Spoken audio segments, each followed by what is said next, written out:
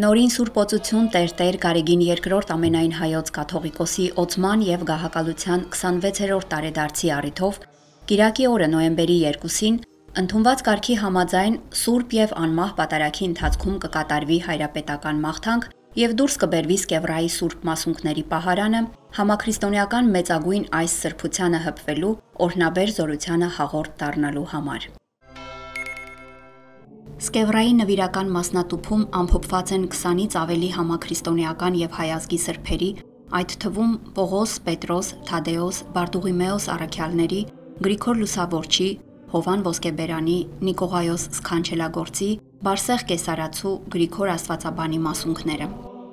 1283 թվականին եպիսկոպոս Կոստանդին Պահեզնացին է հավաքել սրբերի մասունքները, որոնց համար Կիլիկիայի հետում թագավորի հրամանով պատրաստվել է եռափեղկ մասնատուփ պահարան։ Մասնատուփի գտնվելու վայրը մոտ 5 դար անհայտ է եղել։ Ըստ պատմական աղբյուրների, երբ Սկևրավանքն այլևս չի գործել, մասունքարանն անհայտ ճանապարհներով հայտնվել է Եվրոպայում։ 1880 թվականին ռուս դիվանագետ հավաքորդ Ալեքսանդր Բազիլևսկին այն գնել է իտալացի մի հնավաճառից, իսկ 5 տարի անց Ալեքսանդր III կայսրը մասնատուփը գնել է Սանկտ Պետերբուրգի կայսերական Էրմիտաժի համար։ Խորհրդային տարիներին մասնատուփը տարիներով մոռացված է մնացել Էրմիտաժի արխիվներում, մինչև որ դրանից տարածվող սքանչելի բույրը գրավել է թանգարանի աշխատակցի ուշադրությունը։ 2000 թվականին դեռևս վարդապետ Եզրաս եպիսկոպոս Ներսիսյանի ջանքերով Սանկտ Պետերբուրգի Սուրբ Կատարինե եկեղեցու վերահսկման առիթով հայ եւ ռուս եկեղեցիների առաջնորդներ Գարեգին II կաթողիկոսի եւ երջանկահիշատակ Ալեքսի II-ի ներկայությամբ սրբությունը փոխանցվել է հայ առաքելական եկեղեցուն։ Մայրաթոր այն բերվել է Գարեգին II կաթողիկոսի գահակալության 7-րդ տարեդարձին։ Այժմ այն պահվում է Մայրաթոր Սուրբ Էջմիածնում եւ ամեն տարի վեհափառ հայրապետի գահակալության տարեդարձի առիթով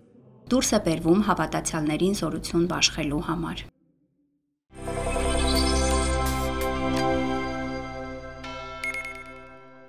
Հոկտեմբերի 30-ին Սրբազան պայքարի դատական նիստի ընթացքում քննվեց գործով բոլոր մեղադրվողների նկատմամբ քրեական հետապնդումը դադարեցնելու մասին պաշտպան Հովհաննես Խուդոյանի ավելի վաղ ներկայացրած միջնորդությունը։ Միջնորդությանը միացավ նաև պաշտպան Տաթևիկ Սողոյանը, նշելով, որ վարույթը նախաձեռնվել է իշխանությունների կողմից ի պատասխան սահմանազատման գործընթացի դեմ Բագրատ Սրբազանի եւ նրա աջակիցների խաղաղ ակցիաների։ Սողոյանը անդրադարձավ նաև կոնտեքստից կտրված հայտնի ձայնագրության տարածմանը, որի համար մինչև օրս որևէ վարույթ չի նախաձեռնվել։ Առհասարակ վարույթի պաշտպանական կողմը, վկայակոչելով մարդու իրավունքների Եվրոպական կոնվենցիայի դրույթները, պնդում է, որ այս քրեական վարույթը քաղաքական նպատակ է հետապնդում։ Այսինքն, երբ որ մենք ամեն անգամ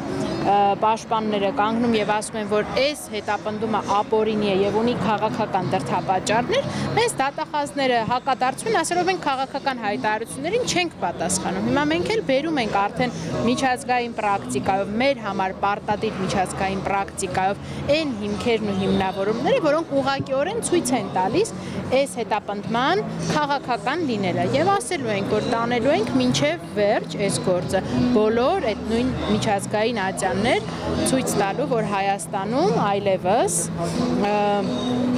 շատ անթակույց կերպով իրականացվում են քաղաքական հետապնդումներ, որոնց մենք բովանդակային հակադարձում ըստ էության չենք լսում։ Ձեզ վստահեցնում եմ, որ արվում է շատ լուրջ ու շատ համակարգված աշխատանք զեկույցներով եւ ամենայն մանրամասնություններով մի շարք այլ գործերով եւ հատկապես այս գործով ներկայացնելու այս ամբողջ իրավական խայտառակությունը եւ ապացույցների կեղծումը եւ այս շինծու մեղադրանքները ամեն ինչ կատարվում է եւ հուսով ենք, որ այդ արձագանքը արդեն գնահատականի մասով իրեն սպասեցնել չի տա։ Հրապարակային հայտարարությունը տեղի ունեցել մամուլի միջոցներով փաստացի հրապարակային հայտարարությունը տեղի ունեցել այս դատարանում, ինչպես մեկ նիստ առաջ իմ պաշտպանի կողմից եւ այսօր էլ մյուս պաշտպանի կողմից։ Առայն Բագրատ Սրբազանը դատարանին հիշեցրեց, որ շուրջ 2 ամիս է ինքը դատարանի ատյանից հրապարակային հայտարարություն է արել այն մասին, որ Սրբազան պայքարի վարույթում կան դեպքերի, խոսքերի, իրադարձությունների նենգափոխումներ, եւ իր այս հայտարարությունների վերաբերյալ մինչև հիմա որևէ իրավական գործընթաց չի նախաձեռնվել։ Դատական նիստը շարունակվեց դռնփակ ռեժիմով, Աղվան Արշակյանի առողջական վիճակի հետ կապված քննվում էր պաշտպան Վարազդատ Հարությունյանի միջնորդությունը։ Միջնորդություն ենք ներկայացրել, որպեսզի Աղվան Արշակյանի տնային կալանք խափանման միջոցը փոխվի վարչական հսկողության առանց սահմանափակումների, որպեսզի էլեկտրոնային սարք չլինի ոտքին։ Գիտեք, բոլորը Աղվան Արշակյանը առողջական խնդիրներ ունի, կարողանա MRT հետազոտություններ անցնել եւ նաեւ ֆիզիոթերապիայով զբաղվել, դատարանը բավարարեց միջնորդությունը, տնային կալանք խափանման միջոցը վերացեց։ Նաեւ ուզում եմ այս առումով ընդգծել, որ հանրային մեղադրանքի կողմը ներկայացնող դատախազներն էլ այդ առումով առարկություն չներկայացրեցին։ Դատարանի բակում հրայր սարկավագից փորձեցինք տեղեկանալ Բագրատ Սրբազանի առողջական վիճակի եւ տրամադրության մասին։ Հարկ Աստծո, Սրբազանի առողջական վիճակը լավ է, տրամադրությունը լավ է, ոգին մարտական է, այսինքն չի հանձնվում, մարտական հանկարծ չհասկանալ էլի այնտեղ մյուս կողմում ասել, ինչ որ մի բան է պլանավորը։ Ինքը իր հայ տեսակով, մարդ տեսակով ինչպես որ եղել է, մնում է հավատարիմ հայ ազգին, հայ եկեղեցուն եւ հայ արժեքին։ 3 հատկանիշներով օժտված։ Իսկ արդեն շփման հետ կապված ասեմ, որ ճիշտ է իմ կարգավիճակը այլ է, բայց ինձ թույլ չեն տալիս, որ շփվեմ։ Այսինքն զուտ կարող եմ ողջունել ու երբ որ փորձեմ մի բան էլ խոսել, արդեն ասում եմ նստեք ամեն մեկը ձեր տեղում։ Սրբազան պայքարի հերթական դատական նիստը կկայանա նոյեմբերի 6-ին։ Սոնա Խաչատրյան, Գևորգ Ավագյան, Եկեղեցական կյանք։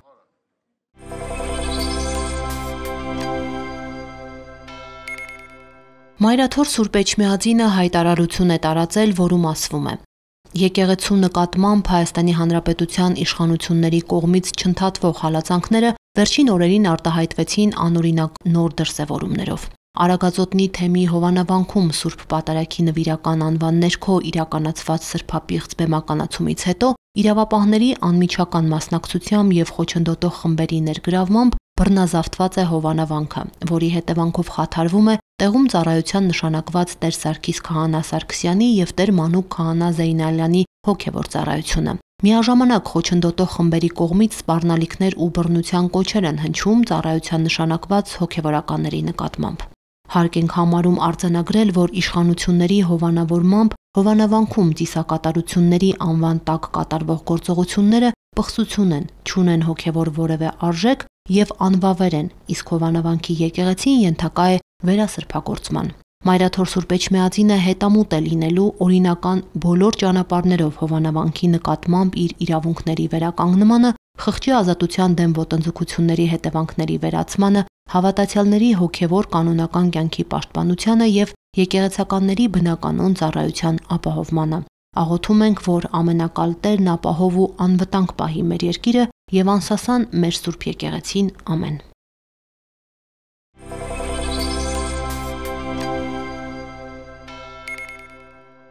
Արագածոտնի թեմի առաջնորդ Տեր Մկրտիչ եպիսկոպոս Պրոշյանի օրհնությամբ յուրաքանչյուր հինգշաբթի թեմի որևէ սրբավայրում կատարվում է միասնական ժամերգություն։ Թեմի վարչական խորհրդի ատենապետ Տեր Շնորհք Աբեղա Պալոյանի առաջնորդությամբ հոկտեմբերի 30-ին Օշականի Սուրբ Մեսրոպ Մաշտոց եկեղեցում էին մեկտեղվել թեմի հոգևորականները, վանականները, ուխտավորներ։ Ներկաները միասին աղոթեցին անազատության մեջ գտնվող Մկրտիչ Սրբազանի, Միքայել եւ Բագրատ Սրբազանների, Տեր Գարեգինի եւ մյուս ձերբակալվածների համար։ Աղոթելու բոլոր նրանց համար, ովքեր հանուն հայրենիքի, հանուն եկեղեցու, հանուն հավատքի այսօր բանտերում են գտնվում, աղոթելու Ադրբեջանում գտնվող մեր գերիների համար եւ լինելու միասին, որովհետեւ այս ծանր օրերին եկեղեցու համար մեր միասնականությունը եւ համերաշխությունը շատ կարեւոր է եւ ամեն անգամ հավաքվելով ժամերգության մենք մեկս մյուսով ավելի ուժեղանում ենք եւ մեր աղոթքներն ուղղելով առ Աստված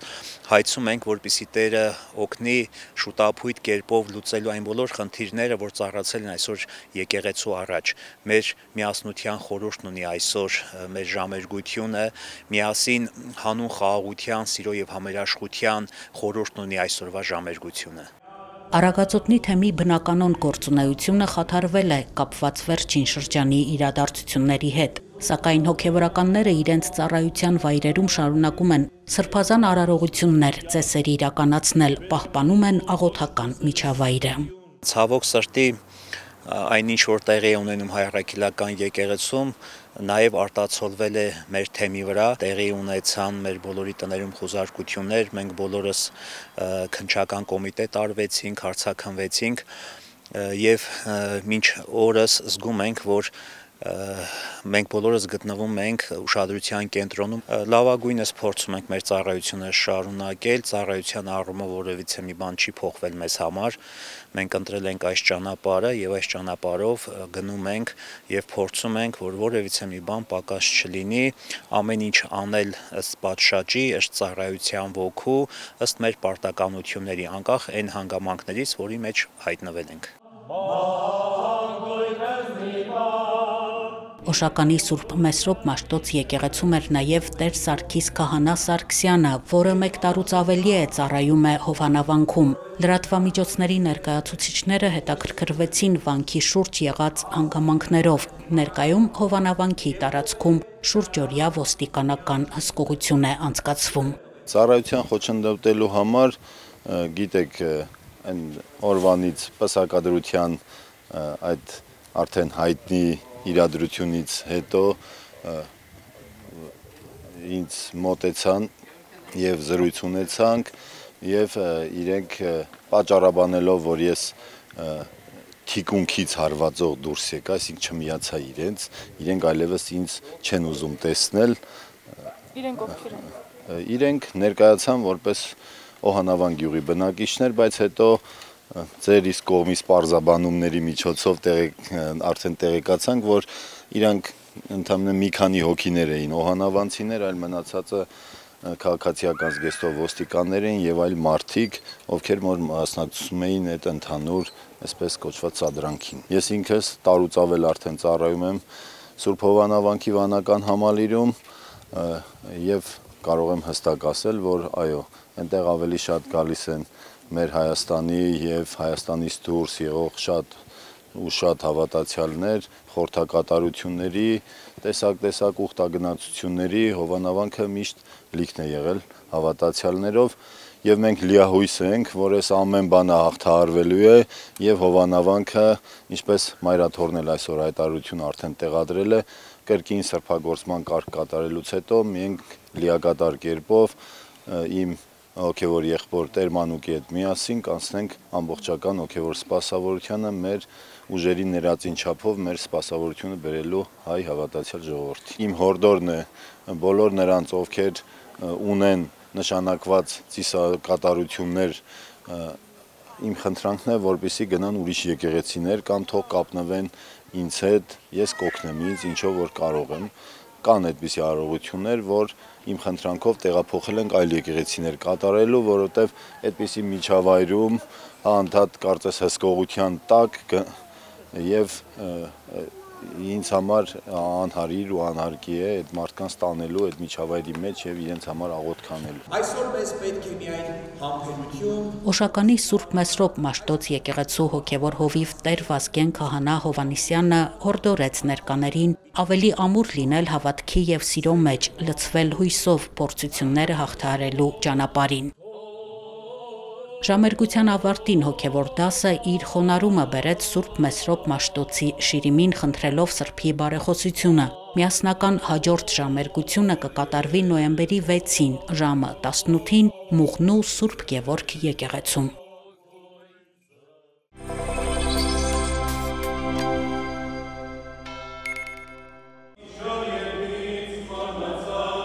Բրազիլիայի հայոց թեմի առաջնորդ Նարեկ եպիսկոպոս Բերբերյանն իր առաջնորդության 12 տարիների ընթացքում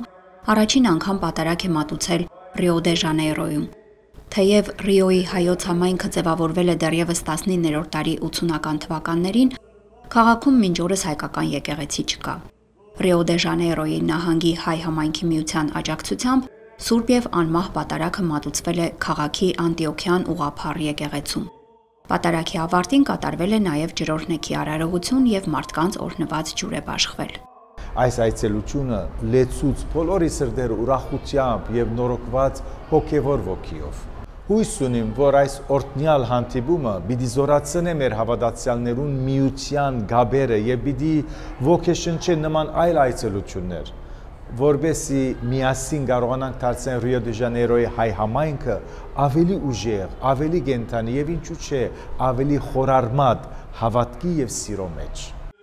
Հայ համայնքի նախագահը Աբրահամ Կուլաջյանն է։ Նա երկար տարիներ ապրել է Հայաստանում, այնուհետև բնակություն է հաստատել Ռիո դե Ժանեյրոյում։ Կուլաջյանի նախաձեռնությամբ իրականացվում են հոգևոր, կրթական եւ մշակութային ծրագրեր հայ համայնքում հայկականությունը պահպանելու եւ նոր շունչ հաղորդելու համար։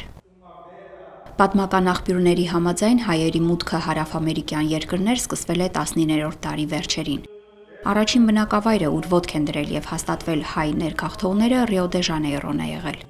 Պոլսից եւ Արևմտյան Հայաստանի գավառներից առանձին հայ ընտանիքներ հաստատվել են Բրազիլիայի արևելյան շրջաններում։ Հետագայում սուլթանական Թուրքիայում հայերի մշտական հալածանքների եւ ջարդերի հետևանքով ավելի է ակտիվացել հայերի արտագաղթը։ Բրազիլիայում հայկական համայնքի ձևավորման սկիզբը ընդունված է համարել 1890-ականի վերջերը, երբ շատ ազդեցիկ ընտանիքներ են հաստատվել այնտեղ, զարկ տալով երկրի առևտրական, արտադրական եւ շինարարական ոլորտներին, կառուցել են երկաթուղիներ եւ մայրուղիներ։ Հետագայում ցեղասպանությունից հետո համայնքը համալրվել է Սիրիայից, Լիբանանից, Եգիպտոսից, Թուրքիայից եւ արևելքի այլ երկրներից ժամանած փախստական հայերի մեծաթիվ խմբերով։ Ռիո դե Ժանեյրոյում մատուցված պատարագին ներկայ էին դիվանագիտական կառույցների ներկայացուցիչներ Հայաստանից եւ Հունաստանից, հայ համայնքի եւ թեմական ներկայացուցիչներ, նաեւ Սան Պաուլոյից ուխտավորաբար այցելած հավատացյալներ։ Սուսաննա Պետրոսյան, Արամայիս Սարգսակ Սողբաթյան, Եկեղեցական կյանք։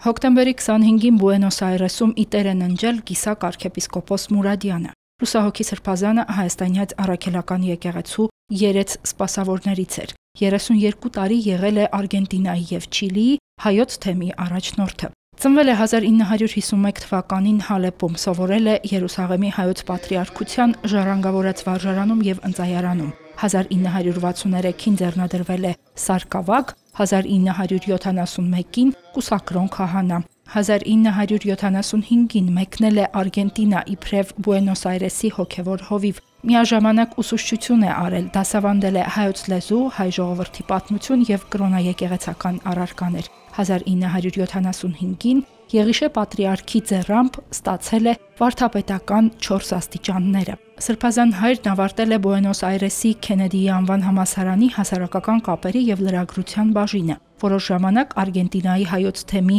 առաջնորդական փոխանորդն է եղել, ապա առաջնորդական տեղապահը։ Երջանկահիշատակ Թորգոն պատրիարք Մանուկյանի ձեռամբ ծայրագույն վարդապետի աստիճան էր ստացել, նույն տարում էլ Վազգեն առաջին հայրապետի ձեռամբ ձեռնադրվել եւ ոցվել եպիսկոպոս։ Արքության պատվի արժանացել էր 1996-ին Երջանկահիշատակ Գարեգին առաջին հայրապետի սրբազան կոնդակով։ Կիսակ Սրբազանը 2 անգամ ընտրվել էր Արգենտինայի քրիստոնեական եկեղեցիների հանձնախմբի նախագահ։ Սրբազանը նաև աշխատություններ է թարգմանել, այդ թվում Մաղաքյա arczepiskopos Օրմանյանի Ծիսական բառարանը, Վազգեն Վեհափառի հեղինակած Սուրբ Պատարագի մեկնությունը։ Սրբազանի մահվան կապակցությամբ իրենց ցավակցությունն են հայտնել Գարեգին II ամենայն հայոց կաթողիկոսը, Սուրբ Էջմիածնի միաբանությունը, Երուսաղեմի հայոց պատրիարքությունը։ Հերմինե Հակոբյան, Եկեղեցական կյանք։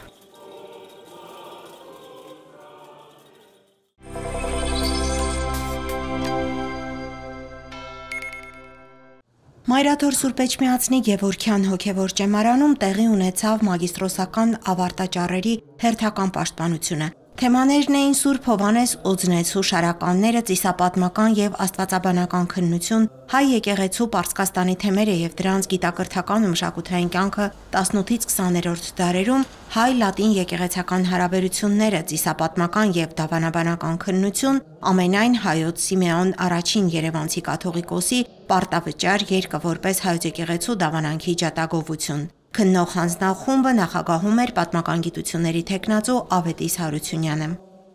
Արմեն Սարգսակ Դիշլանյանն անդրադարձել էր 18-ից 20-րդ դարերում Պարսկաստանի տարածքում հիմնադրված հայոց ամենաերկարակյաց թեմերի գործունեությանը եւ դրանց գիտակրթական ու մշակութային նշանակությանը։ Գիտական ղեկավարը եւ ընդդիմախոսը աշխատանքը գնահատեցին գիտականորեն հիմնավորված եւ փաստարկված։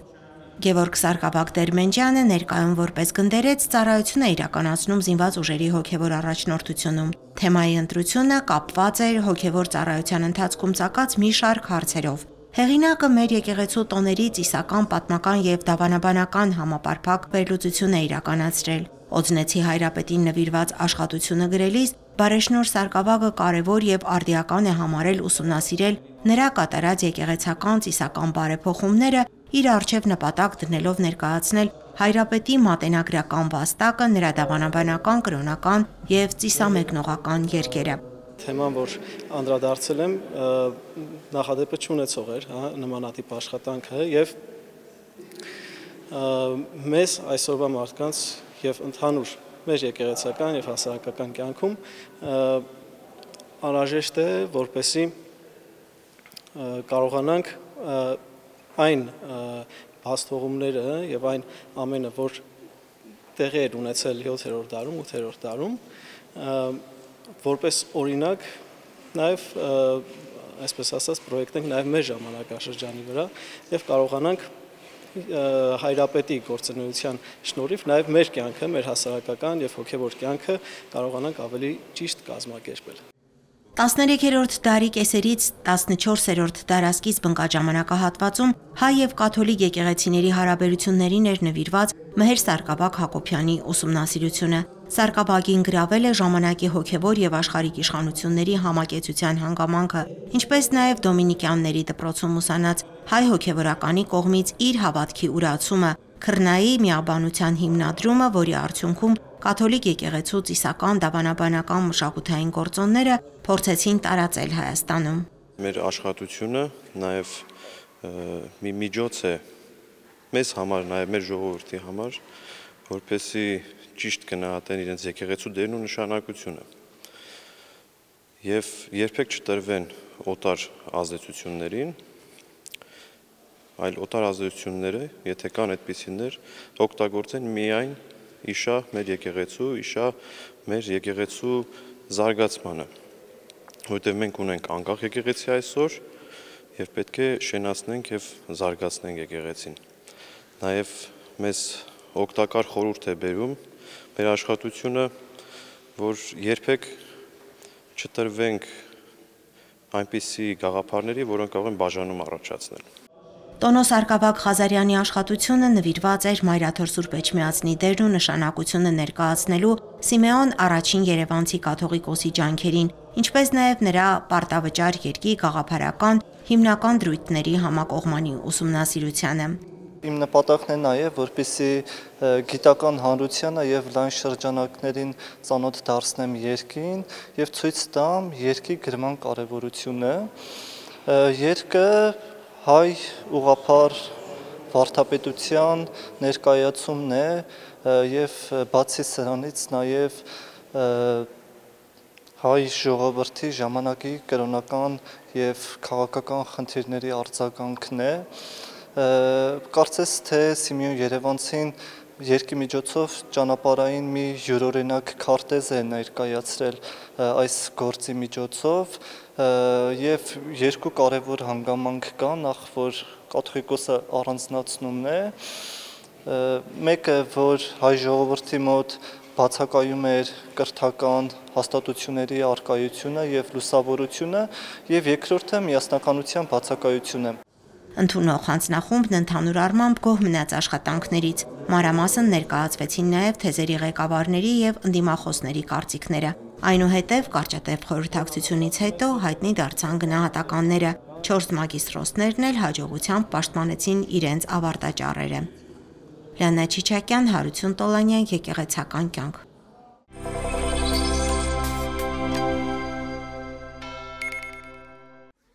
Երբ որ երեխաները առաջին դարին 2021-ին առաջին անգամ լավ թռները բացեցին մեր ճամբարին, երեխաները, գիտեք, քեդինը նստած իրար հետ զրուցում էին։ Իրենց զրույցը ինչ էին կգարցեք։ Քո բաբան որտեղ է զոհվել, քո եղբայրը որտեղ է թաղվել։ Էս էր, որ ինձ համար շատ դժվար էր, քանի որ ես պատրաստ չէի այս մեկը լսելու, ես պատրաստ չէի հոգեպես այսպիսի երեխաներու հետ աշխատելու եւ այս մեկ անգամ չէ ամեն օր մոտ 20 օրը այս մեկը երկու փուլով էին գարել 20 օրվա ընթացքին երբ որ ես տակցնում էի իմ արդյունքներս մեջքս դառնալով եւ տակցնում էի որ չսկան երեխեքը իմ հուզմունքս երբ որ հայրը ինձ անգում է ես գնալու եմ վիրահատվելու ես ծանր վիրավերանք եմ մստացել երեխայիս կամ մի հատ համբուր եմ առաջ որ գնամ այսպիսի բաներ այնքան անցրել ենք այնքան դժվար ժամեր օրեր անցուցել ենք երբ որ գիշերը գիտեք ճակատավարները երդասարդ են երբ որ գիշերները երեխեքը անգողին ենք տնում ես գիշերին ինձ զանգում են ճակատավարները գողքի սենյակին ասելով որ երեխան հոգեվարկի մեջ է լացում է երազ է տեսնում ես վազում էի ինչ վիճակով չգիտեմ երեխային գողքը նստում էի եւ ամբողջ մարմինը շոյում էի պայնայանում որ այդ երազներից ինքը քնած վիճակին պապա երբ որ այդ երեխան կորում է չգարելի մեկը որ չունենա այդ հուզմունքը եւ չսկա ես սկացել եմ այս բոլորը ճիշտ է որ ճամբարը հաջող էր բայց ինձ համար իսկապես վերջավորության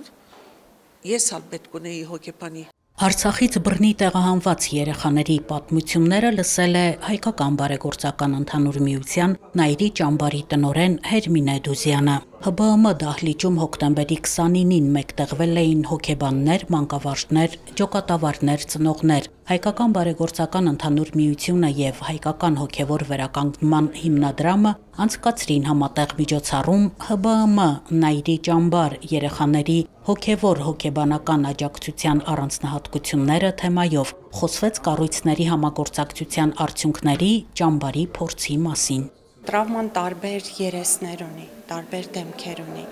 հատկապես երեխաների մոտ դա է պատճառը, որ հաճախ մեծահասակները շփոթվում են եւ չեն կարողանում իսկապես հասկանալ, արդյոք երեխան տառապում է թե չէ, արդյոք երեխան վնասված է թե չէ, որովհետեւ երեխաներ կան, ում մոտ այդ դրսևորումները կարող են արտահայտվել ինքնամփոփ լինելու տեսքով, հա, երեխաներ կան, ովքեր շատ ագրեսիվ են դառնում կամ դյուրագրգիռ են դառնում, տարբեր տագնապային դրսևորումներ են ունենում, քնի խանգարումներ են ունենում եւ երեխաներ էլ կան, որոնք շատ ուրախ են դառնում։ Սա էլ է տրավմայի դեմքերից մեկը։ Ես Նադիա Կոստանյանն եմ, Գյումրիից, մասնագիտությամբ ծրագրավորող եմ։ EGP Նայիրի ճամբարին մասնակցել եմ 2024 թվականից։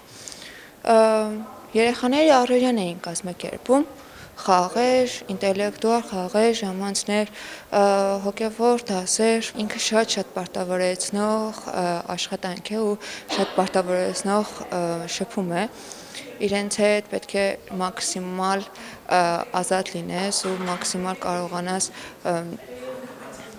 վստահության աղբյուր հանդիսանալ։ Այսօրվա միջոցառումը նվիրված էր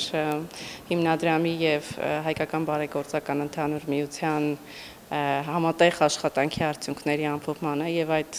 հանդիպման ժամանակ ես սկսեցի մի երեխայի պատմություն, ով հենց այդ Նայիրի ճամբարի մասնակից էր, որով շատ էի տպավորվել։ Երեխան ասել է, որ սովորաբար երբ ինքը վատ մտքեր էր ունենում, գնում էր քնելու, բայց ճամբարի մասնակից լինելու արդյունքում ինքը հասկացավ, որ պետք է չվախենա, այլ պետք է խոսի այդ վախերի մասին։ Եվ դա իհարկե իրականացվել էր, դրան մենք հասել ենք, դա այն արդյունքն է համատեղ աշխատանքի, որ հիմնադրամի հոգեբանները աշխատել են երեխաների հետ, գտնելու իրենց ներքին ուժը, գտնելու իմաստը, չվախենալու կիսել իրենց հույզերը։ Հանդիպման ընթացքում ցուցադրված ֆիլմում ներկայացվեց Նայիրի ճամբարի առօրյան, տեսաուղերձներով հանդես եկան ճամբարի համակարգման աշխատանքների մասնակիցները 2021-ից 2025 թվականներին 7-ից 13 տարեկան 1963 երեխա է մասնակցել ամառային ճամբարներին։ Այստեղ են ապաստան գտել նաև արցախցի երեխաներ 2023 թվականի օգոստոսին Արցախի շրջափակման օրերին։ Ամառային ճամբարից բացի 2024 թվականի փետրվարից Նայիրի ընտանեկան ճամբարն անվճար հյուրընկալել է Արցախից բռնի տեղահանված երեխաներին ու նրանց մայրիկներին։ ապահովել հոգեբանական աջակցություն սթրեսի կառավարման դասընթաց, սնունդ, խաղեր, ժամանց։